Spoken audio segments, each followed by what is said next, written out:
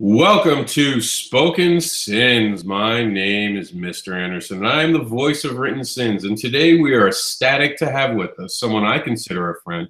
Introduce yourself.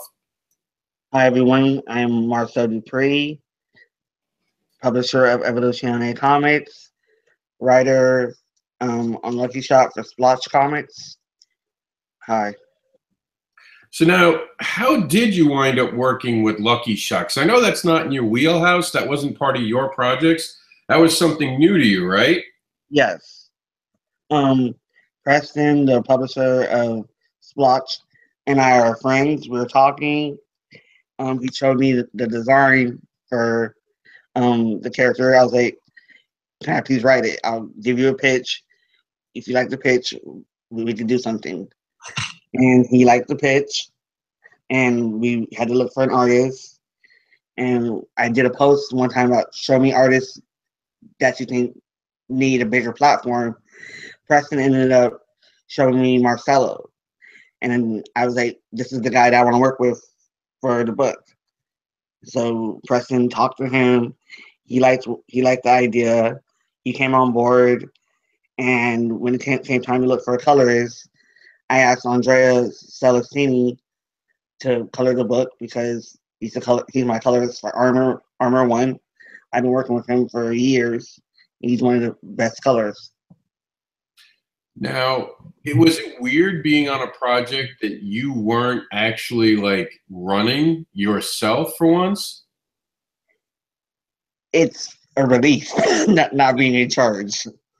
It's just I write my script, submit it, and I just sit back and let Preston do his thing. I do give him advice based on my experience, but he's in charge, and it feels great. Yeah, it was weird. I worked on a couple of anthologies, and I was so used to not having to ask permission to do things, and suddenly having to ask to make changes to the script felt weird. But I do know what you mean about suddenly not having all that pressure riding on you. How many Kickstarters have you successfully run at this point? I ran, and let me see, there's Delilah Blast, SFC number 1, Angelica Reigns, Night, which I did with is Guido's Kickstarter, but I helped him with it. There's Villain, which is Brave Cigar's Kickstarter that I helped him with. POM, PIS, which is also Guido's Kickstarter I helped him with. Now SFC and Lucky Shots, about 9. Wow. I know personally I suffered a little bit of Kickstarter fatigue myself. So I have to ask, how do you keep going through all that? I like putting out content. So I just have to press forward in order to be able to put out more content. That's like my favorite thing is putting out more stuff and seeing people's reaction. I'm kind of addicted to seeing people's reaction to the stuff I put out. Now, I know it goes way beyond just working with other people. You actually do cross promotions, including the one with Ember that's now on the screen. Yeah. Last Ember Press, which is run by Brant Fowler and his wife, Lisa Moore. Brant is a friend, and he works on SFC. And when he came time for him to do his Kickstarter, he brought up the idea of us doing a cross promo. He was like, he suggested Kasai, since Kasai is a fire character, and Ember's a fire character. I talked it over with John Gris, who's a co-creator of SFC. He liked the idea. He presented the idea to Lucas Perdomo, which is the artist. He liked it. He came up with a whole piece. Now that's pretty awesome. And being able to help each other really does go towards what the indie market is all about and being able to be creative. I know that you work with a lot of indie creators, and this isn't your only project that you have something else going on with. I just found out about Rival Angels today. Walk us through that one. Rival Angels is a project by Alan Evans. It's a wrestling comic about 4 sassy female wrestlers trying to work their way into the industry. It's a cool comic. Alan is a cool artist. He's a nice dude. I asked him about the idea of us hooking up to do crossover pinup. He said cool, and we had Lucas draw it up and Marco Pagnota color it. We just finished it last night. It looks fantastic. So does the Kickstarter. Now, of course, we're here because we wanted to talk about SFC and Lucky Shot. And here is actually the promotional piece for both of them in one thing. So you wound up being able to bring these two together and actually, because of you, you're the linchpin between it. Explain us how it is to see two different universes you're working on interacting, even if it's just for fan art. It's pretty cool because I'm a fan of Marcelo. I wanted to see Marcelo draw characters I created. So I asked Preston if we could do it. He said yes, and it turned out to be awesome. It turned out to be better than what I expected. Now, walk us through, for those who haven't watched Kickstarter talk and those who haven't been paying attention, walk us through what Lucky Shot is, because some people, I think, don't know what this project is for some reason, despite how hard both you and I have promoted it. And I know Preston's out there promoting it hard. So tell the audience who's just showing up, what is Lucky Shot? Lucky Shot is a sci-fi espionage book, like a buddy comedy. It's about a top agent named Jamie King, aka Lucky Shot.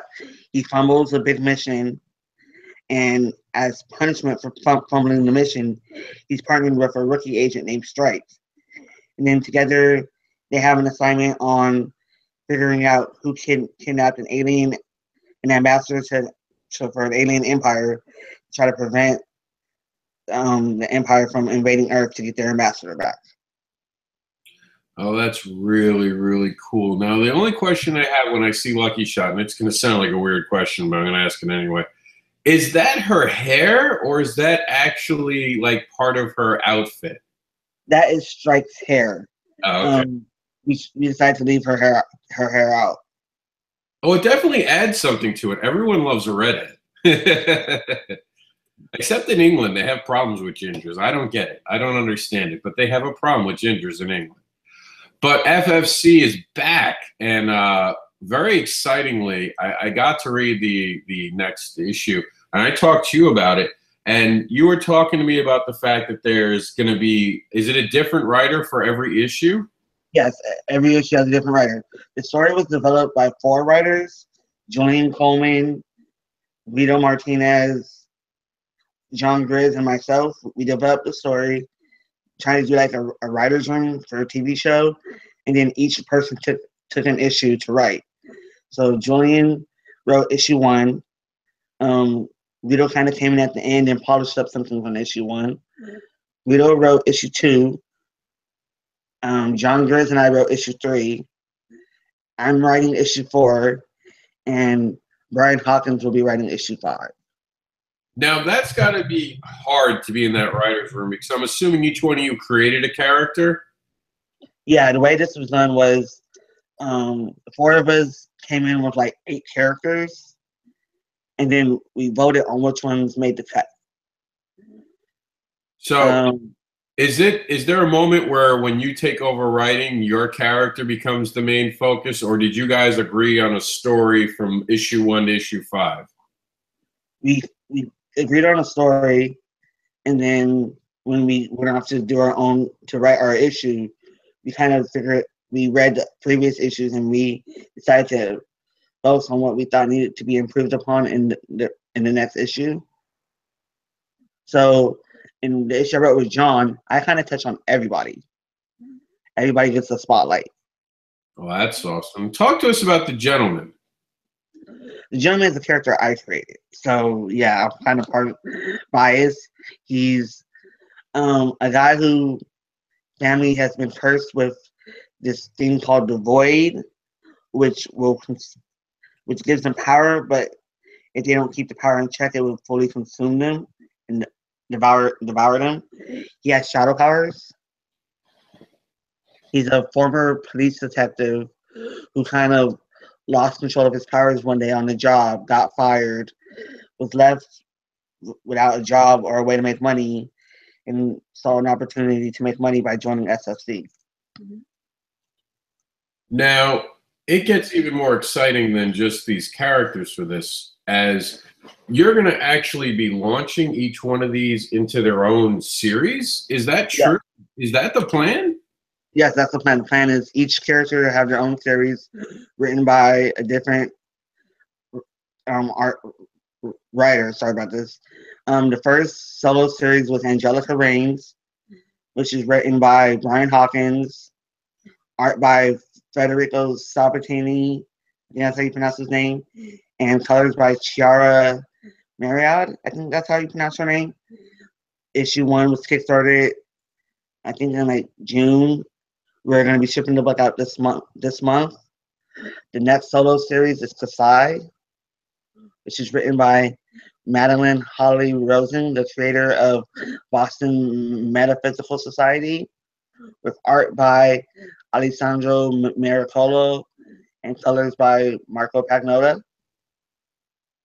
Then the third solo series is going to be The Gentleman, written by Gray Anderson Elsie. I think that's how you pronounce his last name.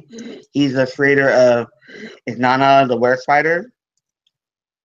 The artist for that would be Massimiliano Beltri. And then the fourth solo series will be Dynamo, written by Jenny Wood, art by Alessandro Maselli, I think that's how you pronounce his name, with colors by Francesco Tomaselli. So now, how do you keep this all together? Obviously, you're building like almost the blueprint for what would be like a Marvel DC kind of environment. How do you keep all the projects together? Do you have like certain people running certain parts of it? Do you have like sub-managers for different projects? How does that work? Brian Hawkins is the story editor for the whole line. He's like the editor-in-chief. He kind of helps me keep all the projects in line. Story-wise, art-wise, I go out and find artists that I want. I'm very particular. And then John, Guido, Brian, and myself talk about it. So yeah, it's a team effort to make sure everything runs smoothly with that. Yeah, because I mean, you have an insane amount of people that you work with. I mean, there are names that I instantly know right away when you're talking about them, and I'm always like, "Oh, I know that person. Oh, I know that person." I was like, "How does he get to work with all these people? Do you just like look through groups to find artists, or do you do word of mouth more than anything else?" Deviant art. That has been my best tool. Deviant art and word of mouth.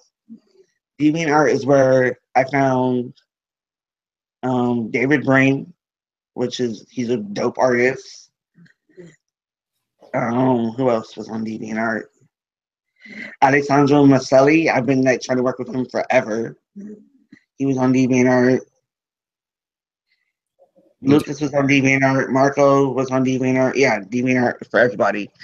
The only person that was word of mouth was Federico. Someone suggested him to me, and I really appreciate him for suggesting him because he's an amazing talent. Now, just as a quick thing for the audience, Brian's actually got a Kickstarter now for Dreamwalkers as well, right? That's one of his projects, if I'm not mistaken. Brian is part of that. That's his project with another publisher. Yeah. How is that to work with so many people? Because now you're working with 2 different publishers yourself. How is it to juggle all of your time? Is it easier as a writer, do you think, to juggle the time? Or do you think it's hard? If you're a writer, it's easier. But when you're a writer/publisher, it is a nightmare. Sometimes you get overwhelmed with everything that you're doing. Sometimes things fall through the cracks.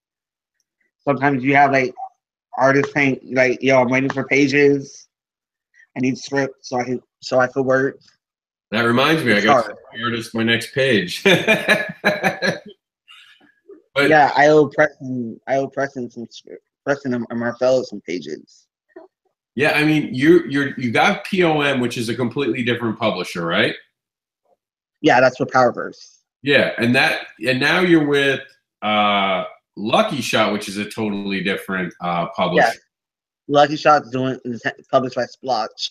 That's a different publisher. Yeah. So with working with different publishers now and doing it on your own, what do you personally prefer? Do you like the control of making the comic books, or do you kind of like being the writer and not and being able to walk away at moments to do your own thing still?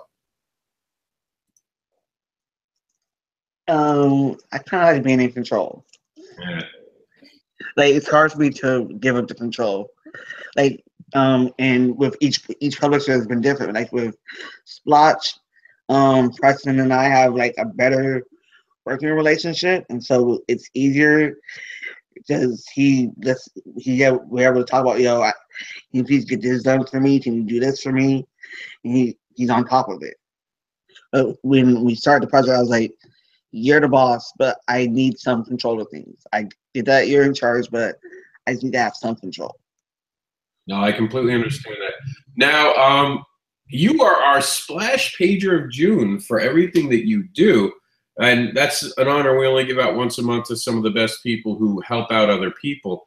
And the reason you got that was because I see how much you help other people. Can you talk about that a little bit, how important it is sharing each other's projects? Because I always like to bring that up with creators, and I want people who watch the show to understand that supporting each other is the way forward. Because a lot of times I see guys launch Kickstarters and they fail, but they wonder why they fail, but they've never shared anyone else's work. Yeah. The only way to truly make to work in this small community is networking and helping out each other. Because without doing that, you're on your own and you're struggling because you're not helping out other people. When you help other people out, they want to help you out. And yeah. I mean, that's how it works. And I don't know how I have to keep repeating this to people who ask me for advice about Kickstarters. And they're like, well, what do I have to do when I want to kick my Kickstarter off? And I'm like, when does it start? They're like, oh, it's live now. I'm like, well, whose Kickstarters have you shared? Who have you helped? And they're like, oh, no one. Everyone kind of expects to come to the table and get served without bringing something to the meal. Would you agree with some people? You have to help. Like every update I do, I list other Kickstarters other people should be checking out. And I know that I can say that for a fact that you've done that for me, and I'm always grateful for that, and it's much appreciated to see someone backing you. And I'm in awe of, like, you're constantly on Kickstarter. I hate being on Kickstarter, and I don't mind talking about Kickstarters. I can talk about other people's work all the time. And we were talking about this a little before we came on the program about how hard it is to promote yourself. Do you find it easier to promote the projects that technically aren't yours because they're other publishers' projects? Is that a little easier? Because now it's not I'm really promoting myself. I'm promoting the people I'm working with. Yeah, it's easier to promote other publishers' work or work written by other people I publish. Yeah, it's way easier because I can be like, this is awesome, check it out. It doesn't seem like I'm like just pushing my stuff, which is annoying. Like, come look at me. That's kind of annoying. But I'm like, yo, look at this person. This person's full. It's way easier to do that. I prefer to do that. But I think like some people don't promote themselves enough, so I don't mind promoting them. I don't mind helping them out. Like I think Guido is an amazing writer. He's phenomenal. I don't know why more people don't check his stuff out. Right? What? Guido's the writer of Night in PIS, and he wrote issue 2. That's right, Night. And Night is really good. I've done a strong review for both of those books. That was fantastically done. Yeah, and I don't get why more people don't check his stuff out. He's amazing. Also, he's so emotion though. And I've talked to you about that, and it's nothing against him. It's just when it comes to promoting, he doesn't promote himself enough. Because I think like what we feel like, oh shit, I got to talk about myself. Because he's promoted my stuff more than he's promoted his own stuff. And I'm like, dude, promote your own stuff. Yeah. And I think I think that's something for creators to realize is it's okay to talk about yourself, right? Because we're taught in our society not to talk about ourselves too much. Yeah, we are taught that, and sometimes we do have to talk about ourselves so the closed mouth doesn't get fed. I live by that philosophy. So even though I don't like talking about myself, I know that I have to. So I think about if I want this to work, I need to bring it up. No one else will bring it up. I think a lot of people suffer from the field of dreams mentality. If you build it, they will come. That's not true because there's so much stuff out there. You have to make people want to come. Absolutely right. And it helps when you're not the only one talking about yourself. You had a wonderful review for Armor in Comics Unknown. Now, I know there's something coming up with Armor that you wanted to share that's like a kind of key to the future. Can you explain what's coming on the horizon for Armor? You have to read issue 4 to find out. There's a big change up in issue 4. That's what I'm going to say. And now, and I've been working very hard to keep it under wraps, but it's a game changer. Now, in January, what's happening with Armor? We're going to be kickstarting the trade. We're wrapping up issue 5 right now, and we want to start the trade in January. So now, will there be an issue 5, or will issue 5 go directly into the trade? There's going to be issue 5. We're going to put it out next month. We're going to try to hit you with issues 2 and 3 this month. Hit you with issue 5 in December. The trade in January. Now, why are trades important? And you're enough in indie comics that you'd understand this, and it's something that I can't wait to do a trade. Why are trades such a big deal right now versus floppy books? Trades because people like to binge. They get the story at once, and it's a better value for their money. Like a trade, you get $15, $20, you get 5 to 6 issues, and you get the whole story at once. Now, as a creator, are you worried about that being the trend? Is that something that's concerning to you? Because I know it's easier to make one issue at a time and more expensive to make a trade, and it's a lot more money up front to do a trade. So as a creator, does that concern you that we're turning into this culture? Yes and no. Because like me personally, I prefer trades, so I understand why people want trades. But I've talked to a lot of people, and a lot of people prefer the floppies or the monthly issue. So there's always going to be a market for that, while there's a bigger and growing market for trades. So I try to do both. And I've talked to a few retailers, and they've told me if I want my books in their shop, I need to do both. Because I'm an unknown quantity, they're not going to order a trade from someone they don't know, but they'll order a single issue. Now, going back to the whole thing of not being able to talk about myself very well, I have never gone to a comic book store as of yet to try to sell my comic books to them. How do you do that? Like, I just feel like I shouldn't do it. Like, it's like asking a girl to take her clothes off without knowing her. I almost feel like it's that scenario for me going into this and going, hey, come, get naked for me and take my books. It felt wrong. How did you get over that hump? How did you get the, I guess, self-esteem to go in there and say, this shit is good, buy it? I just let my work speak for itself, not to sound cocky, but I think my team puts out great stuff, great material. We put out professional looking material. And so I feel like once a shop sees that, my books could compete on the shelf with a bigger publisher, it's easier for them to be like, yeah, we like it. And I've had a lot of success with it so far. Like, I've only been told no by one shop, and the one shop that told me no was like, we don't carry no books that are in diamond, so don't take it personal. If it's not in diamond, we don't carry it. Now, really quickly, I just want to ask your opinion on speaking of, you brought up the major publishers. Do you personally follow anything Marvel and DC beyond movies at this point?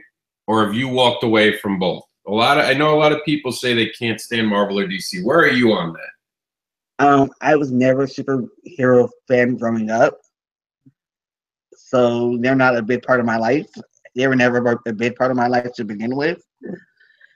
The first time I read a Marvel book I was in my early 20s, and it was X-Men. So I've walked away from Marvel completely because I don't like how they treat the X-Men. Yeah. DC, I still read. I'm a DC fanboy. Ever since Blackest Night, that was the first DC comic I've ever read, and since then I've been hooked. Well, DC I still read. more about their fans. They don't do cheap ploys. Yeah, I still read. I'm only reading one book right now from DC, and that's because of money reasons. But if I had more money, I would read most of the DC stuff. It's pretty interesting right now. Now, we've been on for a while, so I don't want to hold you up all of your day. I could talk to I could talk to you all day about stuff. But the one thing I want to talk to you about, and this is like shocking to me, what's up with not doing Comic Cons?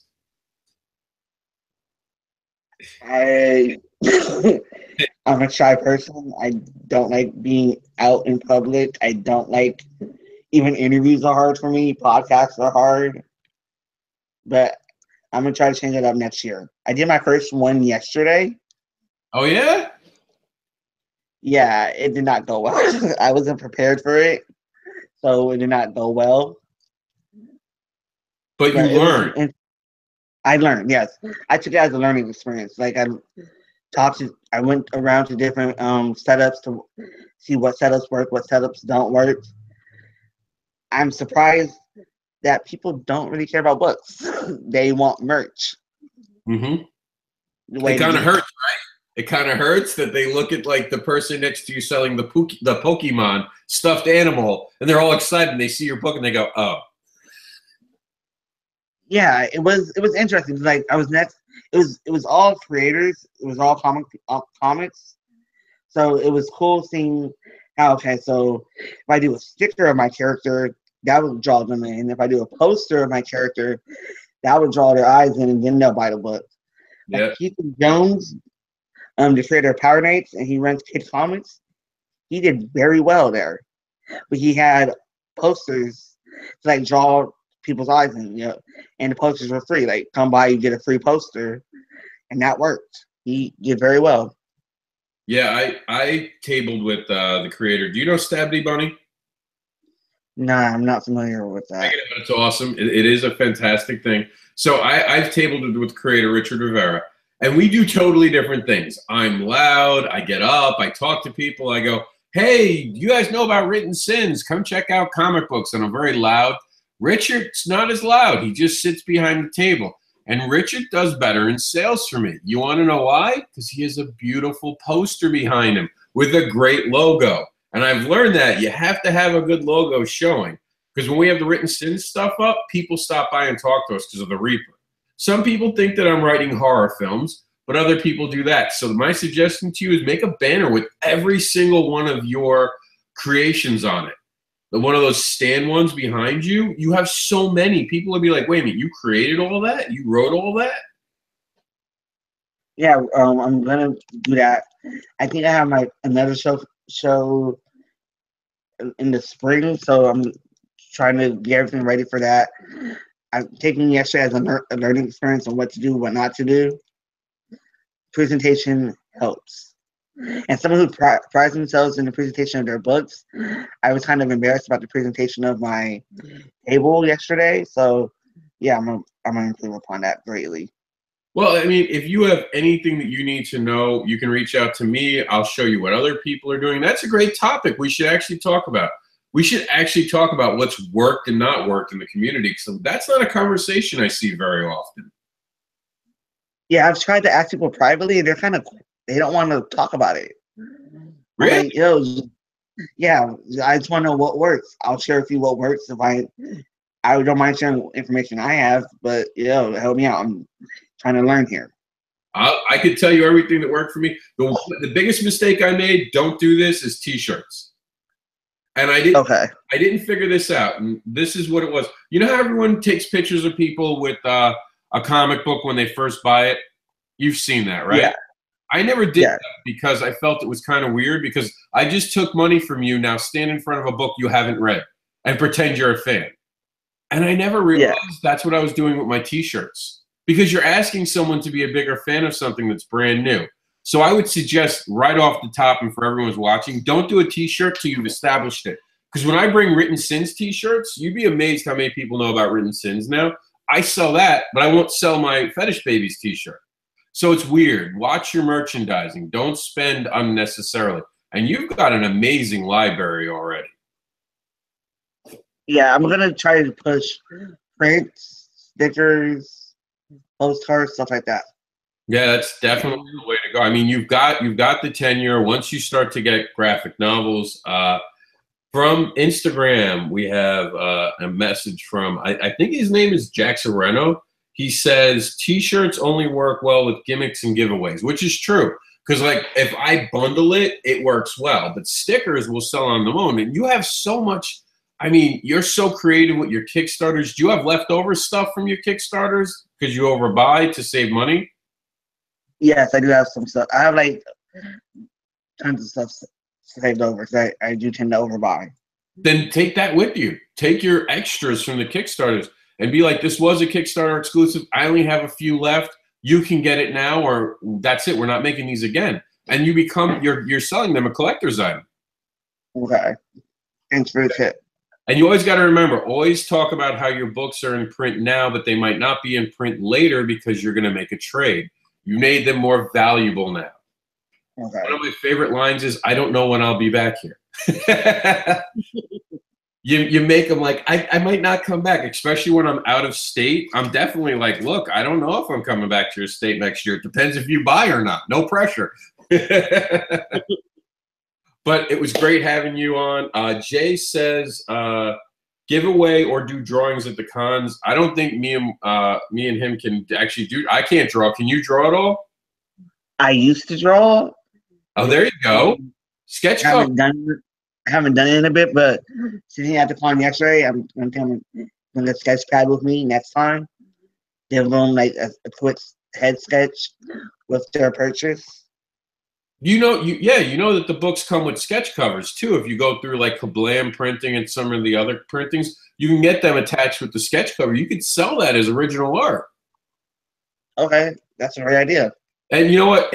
Credit to Dirk Manning. Dirk Manning also does a thing where he writes a story, an original one-paragraph story just for that fan. So that's something that you can steal and do. That is a great idea. And he said that, and I got to give him credit, but I'll use it. I'm actually thinking about doing sketch covers just for that reason. But I'm so dyslexic, they would be like, "You're an idiot. I don't want to read your book anymore." If I did it raw. But I mean, if you can draw and you can write, look at sketch covers. I have to go because I got to get my son lunch. Thank you for being on our show today. I hope you come back so we can talk about your next project, because I know your next project's probably only 3 weeks away. Yeah, I'll gladly come back. Yeah, but thank you for being on. Thanks for having me. And just before we go, let's make sure we give the elevator pitch for Lucky Shot and give the elevator pitch for SFC. Let's start with Lucky Shot. Lucky Shot, a hotshot spy is humbled in the field and has to work with a rookie to try to revive his career. SFC, Superpowered Wrestling League, is in trouble due to an accident that injured their biggest stars. They have to hold a tournament to find their next big stars. And then FFC. Yeah, I did both. Sorry, I did both real fast. No, the Ember thing, the FFC Ember thing. Tell them where they can find the actual Ember. We're going to do the crossovers, too, for your art. Okay. Last Ember is you can find that on Kickstarter right now from Last Ember Press. And that's $20. They have to. That's a $20. Oh yeah, we didn't cover that. Yeah. Good thinking. Okay, for the Last Ember Press one, you have to press 20 to both Kickstarters to get it. For the Lucky Shot one, you have to pledge 15 to both Kickstarters to get it. For the Rival Angels one, you have to pledge $20 to both Kickstarters to get it. You guys should have just made a 20 for the Lucky Shot in the FFC. You're going to confuse people now. But thank you for being on the show. I really appreciate it. I got to go take the CEO of Written Sins, Jax, to lunch. I do want you back on the show very soon. Thank you for being part of us. Hang out for a minute while I say goodbye to all of our audiences so we can talk real quick. But I'm going to say goodbye. Thank you, Instagram, and thank you, Jay, for your comments on Instagram. It was very cool of you to show up. I know we had a whole bunch of people on Kickstarter. I mean, I'm on, well, Kickstarter too. We had actually a good following on Kickstarter there. So that was cool to see them. So we'll see you later, Kickstarter. We'll stay live on Facebook just for a few extra minutes, but we're out of here, YouTube. We'll talk to you later.